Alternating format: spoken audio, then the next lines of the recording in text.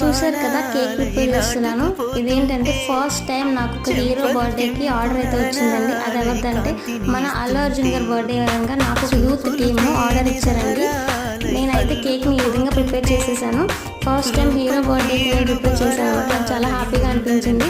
Cake నచ్చితే మాత్రం like చేసి కామెంట్ చేసేయండి. ఫస్ట్ టైం మా ఛానల్ చూస్తున్న వాళ్ళు మా ఛానల్ సబ్స్క్రైబ్ చేసి మమ్మల్ని సపోర్ట్ చేయండి. Thank you.